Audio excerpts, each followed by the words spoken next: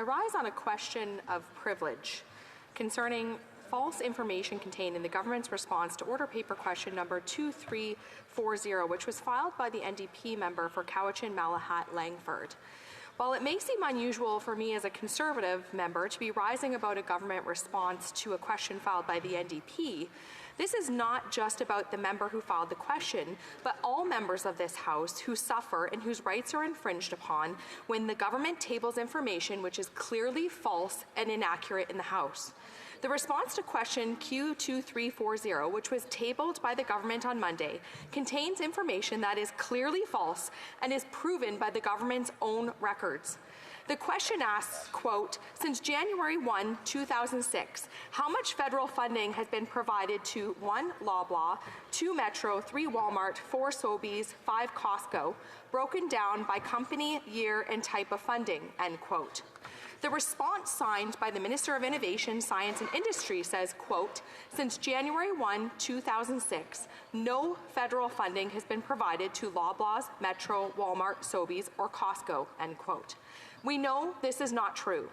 The government took a lot of pride in announcing millions of dollars for fridges for Loblaws.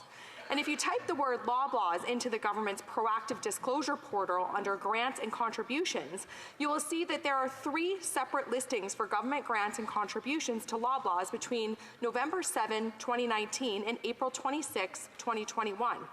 The most significant of these is a contribution for $12,019,723 on November 7, 2019 from Environment and Climate Change Canada for low global warming potential refrigerant conversions in supermarket systems. In other words, $12 million to Loblaws to buy new fridges.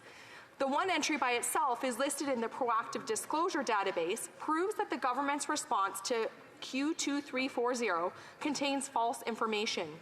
In addition to a quick search on the government's own website will show you that on October 24, 2019, it gave $15,803,515 to Costco for energy savings rebate program funding regarding Canadian appliance source. It is crystal clear from the government's own data that the response in the tabled document by the minister on Monday contains false information. This is not a matter of debate or opinion. This is proven by the government's own reporting on proactive disclosure. I had wished that the NDP member from Cowichan, Malahat, Langford had raised the question of privilege on his own, but as we all know, his party has an agreement with the government that stunts their ability to criticize the Liberals or to point out the hypocrisy of the NDP supporting a Liberal government that's giving handouts to Loblaws and Costco. When the House of Commons is provided with untrue information or lies, all members of this House suffer and all members have the right to receive accurate information. What the government did here is a breach to all members' rights. On page 82 of Boston Gagnon, it clearly states that it is a prima facie case of contempt when someone, quote, deliberately attempts to mislead the House or a committee, end quote. While the record will show that speakers are reluctant to intervene on the basis of a quality of an answer or a non-answer, this is the case of the government deliberately withholding the truth from the House. On December 16, 1980, on page 5,797 of Hansard, the Speaker said, quote, while it is correct to say that the government is not required by our rules to answer written or oral questions, it would be bold to suggest that no circumstance could ever exist for a prima facie question of privilege to be made where there was a deliberate attempt to deny answers to an honourable member, end quote. Should you find a prima facie case, I am prepared to move the appropriate motion. Thank you. I thank the honourable member.